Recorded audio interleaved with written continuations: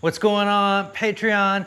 As promised, I'm gonna give you a quick tour of the metal shop. It's gonna be quick because it's not very big. This is where Kelly parks her car, and I kind of claimed one area of this which wasn't part of the original plan. The original plan was to actually build a small little shed out back to do metalworking, but not in the budget. I decided to spend the money I had for that on metalworking tools.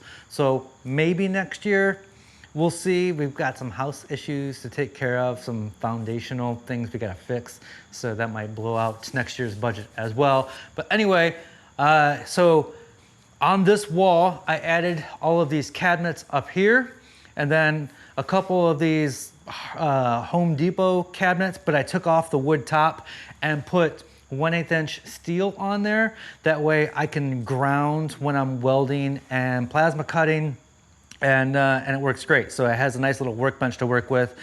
This, when we moved into the house, this vise was left here. So I use that vise when I need to hold stuff.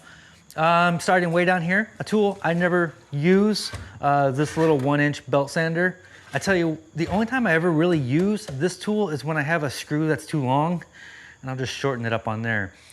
This is probably the newest of the tools, and this 72-inch belt sander, which comes in belt grinder, thanks. Comes in really handy on shaping, removing burrs and things like that. I took a class earlier in the year, and we had one of these in the class. And then when I started doing metalworking at home, I really missed it because it really speeds things up. These things, they're crazy expensive. I don't know why. All it is sandpaper spinning in a circle. But this is Ameribraid, and I do like it. It comes mostly put together, and if you have a Dan, he can finish putting it together. I think all he had to do was just mount it to a base, right? Or put a couple, whatevs. This is my chop saw. I will eventually replace this with one that's with a blade, a metal blade. I don't even know what it's called. This makes a lot of sparks. And so I want to get one of the carbide tip blades, which produces less sparks. To help with everything is metal. Excuse me. So the table's metal, and then we put these metal sheets back here, just so everything is metal. I do want to put a bead of silicone back there, high temp silicone, just to keep hot stuff from going back there. My buddy Jack helped me wire up a bunch of outlets, so thank you, Jack. So, and then moving over here, this is my angle grinder, and then a local artist, oh, so kind, gave me this plasma cutter I did a favor for him, and then he gave me this plasma cutter that he wasn't using, so that's crazy. And I love it. And then this is my welder, the Lincoln Power MIG. The reason I chose this one is because it has this screen on there. It's really easy to set up. I'll let it fire up here. Ready, set, weld. So you can say what type of welding you're doing, MIG steel.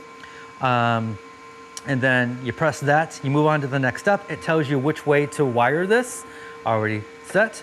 Next, the diameter of the wire that you're using, and then the thickness that you're welding, and then it gives you your recommended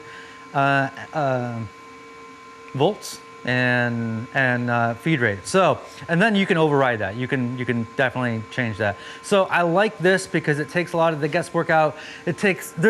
All welders have a chart somewhere. Nobody wants to read a chart because it's not easy to get to. But I got a bottle back there for the gas, and then just got this big air compressor. I needed the big air compressor because you need an air compressor for a plasma cutter, and you don't want the air compressor doing its duty cycle or whatever in the middle of a plasma cut, because then you have to stop and wait. So got the big guy from Home Depot. I cannot recommend this air compressor enough.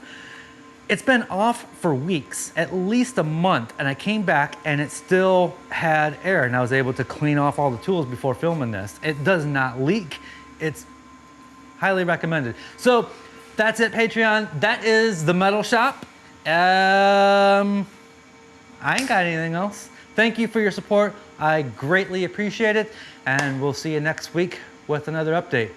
As always, be safe, have fun, stay passionate, and make something.